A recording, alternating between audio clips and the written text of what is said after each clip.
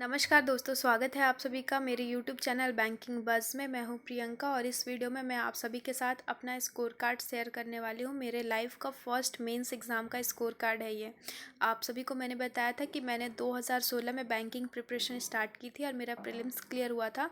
उसी का यह मेंस का स्कोर कार्ड है। प्रीलिम्स का स्कोर कार्ड अगर मुझे मिलता है तो मैं आप लोगों के साथ ज़रूर शेयर करूँगी, लेकिन ये मेंस का स्कोर कार्ड है। मैंने मेंस के एग्ज़ाम में क्या गलती की थी जिसकी वजह से मेरा एग्ज़ाम क्लियर नहीं हो पाया, या फिर आप ऐसा क्या करेंगे कि आपका एग्ज़ाम वन टाइम में ही क्लियर हो जाएगा। आप ये वीडियो देखकर इन बातों को जान सकते हैं। तो प्लीज़ वीडियो को पूरा एंड तक देखिएगा। अगर आप बैंकिंग प्रिपरेशन कर रहे हो तो ये वीडियो आपको काफ़ी हेल्प करेगी, मोटिवेशन देगी और साथ ही जो गलतियां मैंने की है उसका एक सबक देगी आप सभी को। तो प्लीज़ वीडियो को एंड तक देखिएगा। सबसे पहले तो मैं बता दूं, 2016 में जब मैंने बैंकिंग प्रिपरेशन स्टार्ट की थी तो मैंने पहला फॉर्म फिल किया था IBPS RRB क्लर्क का। IBPS RRB क्लर्क जब मैंने दिया था तो मेरा प्रीलिम्स वन टाइम में ही क्लियर हुआ था और फिर मैंने मेंस का एग्ज़ाम दिया था। ये मेंस का स्कोर कार्ड है। उस टाइम हमारी जो कास्ट है वो हम OBC में आते हैं, तो उस टाइम मुझे नॉलेज नहीं थी, इसलिए मैंने बिहार से OBC से अप्लाई किया था। एक्चुअली OBC सर्टिफिकेट बनाने के लिए कुछ डॉक्यूमेंट्स की ज़रूरत होती है, वो डॉक्यूमेंट मेरे पास सफिशिएंट नहीं है, इसलिए OBC का सर्टिफिकेट बन नहीं पा रहा है। तो अब मैं जनरल से अप्लाई करती हूँ, लेकिन उस समय मुझे लगा था कि हम OBC में आते हैं तो OBC सर्टिफिकेट ईजिली बन जाएगा, इसलिए मैंने OBC से अप्लाई किया था। और बिहार में ज़्यादा पोस्ट थे इसलिए मैंने बिहार से अप्लाई किया था। तो मेरा नाम है Priyanka Kumari, roll number registration number दिखाई दे रहा होगा आप लोगों को, और कैटेगरी मैंने OBC से किया था और स्टेट किया था बिहार से। और ये मेंस का स्कोर कार्ड है, ये देखिए। ये मैं पहले आप लोगों को बता देती हूँ, लेकिन ये जो स्कोर का कैलकुलेशन यहाँ पे दिया हुआ है ये सही नहीं है। इसका कैलकुलेशन किस तरीके से करना है नीचे इंस्ट्रक्शन दिए हुए हैं, मैं वो हमें डिटेल में आप लोगों को बताऊँगी। अभी मैं बस इसे जो स्कोर्स दिख रहे हैं उसे देखकर पढ़कर आप लोगों को बता दे रही हूँ। रीजनिंग में 40 मार्क्स थे मैक्सिमम स्कोर, जिसमें सेक्शनल कट ऑफ था 17.5 का और मैंने स्कोर किया था 26.75। कंप्यूटर में 40 मार्क्स के टोटल थे, जिसमें 22.75 आपका सेक्शनल कट ऑफ था और मैंने 30.25 स्कोर किया था। जनरल अवेयरनेस में 40 मार्क्स टोटल थे, जिसमें 7.75 कट ऑफ था और मैंने 19.75 स्कोर किया था। हिंदी और इंग्लिश लैंग्वेज जो है वो ऑप्शनल थी, आप कोई भी एक चूज़ कर सकते हो। मैंने हिंदी चूज़ किया था। 40 मार्क्स के थे टोटल, जिसमें 16.5 आपका सेक्शनल कट ऑफ था। मैंने स्कोर किया था 26.25। और मैथ्स यानी न्यूमेरिकल एबिलिटी में आपकी क्वेश्चन थे, मार्क्स थे टोटल 40 मार्क्स, जिसमें आपका सेक्शनल कट ऑफ 10.50 का था और मैंने स्कोर किया था 25.25। टोटल स्कोर था 200 का और मैंने स्कोर किया था 126.13। यहाँ पर कट ऑफ नहीं दिखा रहा है, स्टार मार्क है, बट मुझे कट ऑफ याद है, मैं आप लोगों को ज़रूर बताऊंगी। तो ये जो स्कोर का कैलकुलेशन है वो किस तरीके से होगा वो मैं बता दे रही हूँ। रीजनिंग के जो भी क्वेश्चन थे वो एक क्वेश्चन 1.25 मार्क्स का था, तो ऊपर जो भी मेरे ऑब्टेन स्कोर में दिखाए जा रहे हैं मार्क्स, उसे 1.25 से मल्टीप्लाई करना होगा, क्योंकि एक क्वेश्चन 1.25 का था और वो पर क्वेश्चन 1 मार्क्स के हिसाब से ऊपर कैलकुलेशन करके दिया हुआ है। तो अगर आप 26.75 को 1.25 से मल्टीप्लाई करोगे तो आपका मार्क्स आ जाएगा 33.4375। आप कैलकुलेट करके देख लीजिएगा। कंप्यूटर का जो दिखा रहा है ऊपर में 30.25, कंप्यूटर का सारा क्वेश्चन हाफ मार्क्स का था। एक क्वेश्चन हाफ मार्क्स का था तो उसे 0.5 से मल्टीप्लाई करेंगे, तो 30.25 को 0.5 से मल्टीप्लाई करने पर मार्क्स आ जाएगा 15.125। उसके बाद GA का जो क्वेश्चन था जनरल अवेयरनेस, उसमें एक क्वेश्चन 1 मार्क्स के थे, तो उसे जैसे के वैसे ही रहने देंगे। मतलब 19.75 को अगर हम 1 से मल्टीप्लाई करेंगे तो 19.75 ही रहेगा।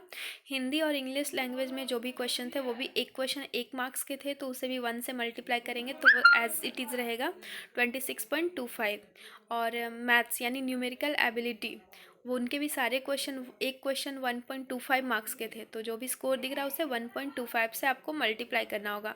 तो 25.25 को अगर हम 1.25 से मल्टीप्लाई करते हैं तो मार्क्स आ जाएंगे 31.5625।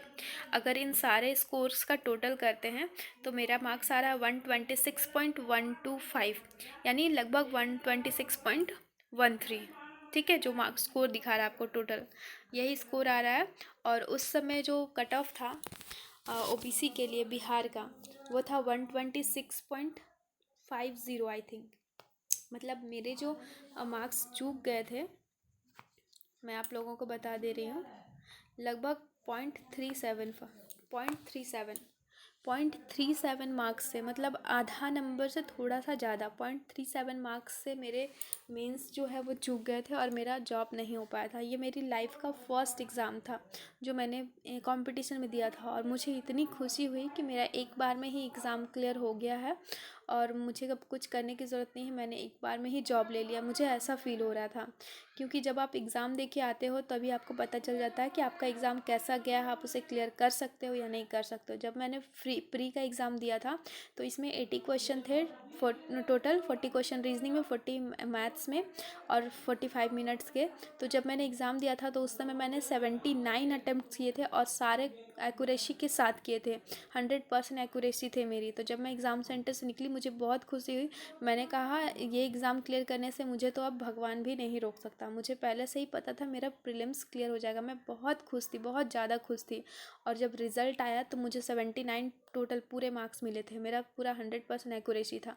बहुत ही अच्छा लगा लाइफ का फर्स्ट रिज़ल्ट देख के कॉम्पिटिशन लाइन में, कि मैं इतनी जल्दी जॉब की लाइन में आगे जा रही हूँ। फिर मैंने मेंस का एग्ज़ाम दिया। मेंस का एग्ज़ाम भी मेरा काफ़ी अच्छा गया था और मुझे पूरा यकीन था कि मेरा मेंस भी क्लियर हो जाएगा। मैंने बहुत सारे सपने सजा लिए थे कि मेरा मेंस क्लियर हो जाएगा, मैं अब भी जॉब करूँगी, मैं भी अपने पैरों पर खड़ी रहूँगी। मैं बहुत ज़्यादा खुश थी।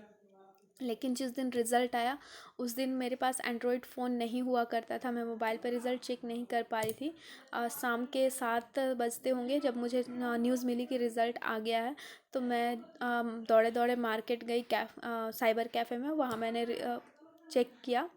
फिर वहाँ मैंने जब चेक किया तो साइट बिज़ी आ रहा था। जैसे कभी कभी होता है ना कि बहुत सारे लोग एक साथ ओपन करते हैं तो नहीं खुल पाता है, तो नहीं खुल पा रहा था, रिज़ल्ट का पेज नहीं खुल पा रहा था। मैंने कैफ़े में 1 से 1.5 घंटे वेट किए, फिर तब भी नहीं खुला। तो मैं वापस घर आ गई। घर आई उसके बाद फिर मैंने आसपास पड़ोस में पता किया किन के पास लैपटॉप है। फिर वहाँ एक भैया हैं, उनके पास लैपटॉप है। मैं उनके पास गई, फिर वहाँ पर भी मैंने ट्राई किया, लेकिन वहाँ भी ओपन नहीं हो रहा था साइट। फिर मुझे लगता है 9:30-10 बजे रात में साइट ओपन हुआ और मैंने अपना रिज़ल्ट देखा। मुझे इतना बुरा लगा, इतना बुरा लगा। मैंने पूरा 100% सोच लिया था कि मेरा सिलेक्शन हो जाएगा, बट रिज़ल्ट देख के मुझे अजीब सा धक्का लगा। मैंने सोचा अब सब ख़त्म हो गया, क्योंकि आज तक मैं अपनी स्कूल और कॉलेज लाइफ में कभी फ़ेल नहीं हुई थी और ये मेरा फर्स्ट फेलियर था। तो मुझे बहुत ही बुरा लगा, मैं बहुत रोई। और मुझे लगता है कि मैंने तो लगभग 1 वीक तक किसी से बात तक नहीं की होगी। रात को मैं रिज़ल्ट देखकर वापस घर आई, मैं बहुत एक्साइटेड थी रिज़ल्ट से पहले। फिर जब घर आई तो मेरे मम्मी पापा सब पूछने लगे रिज़ल्ट क्या हुआ, क्या हुआ, क्या हुआ। लेकिन मेरे पास कोई आंसर नहीं था, मैं चुपचाप थी। मम्मी समझ गई थी, फिर उन्होंने नहीं पूछा। फिर मॉर्निंग में जब उन्होंने मुझसे पूछा, मुझे तो रात भर नींद नहीं आई थी। जब मॉर्निंग में उन्होंने मुझसे पूछा तो मैं बहुत रोई, बहुत रोई और बोली कि सब ख़त्म हो गया है, अब मेरी नौकरी नहीं लगेगी। तो फिर मम्मी ने मुझे समझाया कि ऐसा कुछ नहीं है, दोबारा ट्राई करो। फिर मैंने 1 महीने तक पढ़ाई नहीं की, 1 महीने तक अपना टाइम वेस्ट कर दिया। फिर मैंने सोचा नहीं, फिर से स्टार्ट करना चाहिए। ये मेरे लिए पहला फेलियर था स्कूल कॉलेज के बाद, तो मेरे लिए बहुत मुश्किल था इसका सामना करना, क्योंकि लाइफ का पहला फेलियर था। इससे पहले मैं कभी फेल नहीं हुई थी। तो बहुत बुरा लगा, लेकिन फिर से मैंने हिम्मत जुटाई और फिर से मैंने एग्ज़ाम दिया, फिर से मैंने तैयारी की। तो ये था मेरा स्कोर कार्ड, और मैंने इसमें क्या गलती की थी वो मैं आप लोगों को बता देती हूँ। इसमें मेरी गलती ये थी, आप लोग देख रहे हैं जनरल अवेयरनेस। जनरल अवेयरनेस एक ऐसा सेक्शन है जिस पे आप मैक्सिमम स्कोर कर सकते हो विद कम टाइम में, ठीक है। इसके लिए आपको बस डेडिकेशन के साथ लास्ट 6 मंथ का करंट अफेयर करना होगा। करंट अफेयर और बैंकिंग अवेयरनेस अगर आप कर लेते हो तो आपके इसमें मैक्सिमम स्कोर कर सकते हो, और इसमें कम समय भी लगता है। और जैसे कि इसमें कुछ कैलकुलेशन नहीं करना होता, बस आप करंट अफेयर कीजिए, उसकी ज़्यादा से ज़्यादा रिवीजन कीजिए। आप 40 में 36-35 प्लस ला सकते हो, 90% मार्क्स तक इजीली ला सकते हो। ये ऐसा सेक्शन है। अगर यहाँ पर आप लोग सोचिए, यहाँ पर मेरे 1-2 मार्क्स भी ज़्यादा आए होते तो मेरा मेंस आज क्लियर होता। मैंने जनरल अवेयरनेस किया था, लेकिन बहुत अच्छे से नहीं किया था। मैंने 26 अटैम्प्ट किए थे, जिसमें मेरे 19.75 आए थे। मुझे अच्छी तरह से याद है। वो 26 की जगह अगर मैं 36 अटैम्प्ट कर पाती तो शायद मेरे एग्ज़ाम क्लियर हो जाता। तो मेरी गलती थी कि मैंने जनरल अवेयरनेस स्टार्टिंग से नहीं किया था। लास्ट के 3 से 4 महीने मैंने मैगज़ीन से किए थे, तो ये गलत है।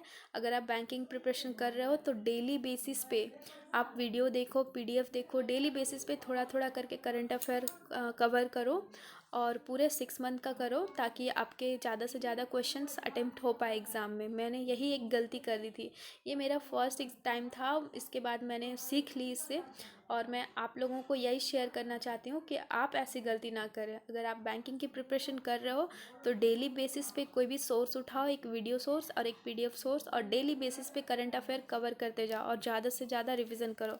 और रही बात बैंकिंग एंड फाइनेंशियल अवेयरनेस की, तो मैंने अपने चैनल पे क्लास शुरू कर दी है।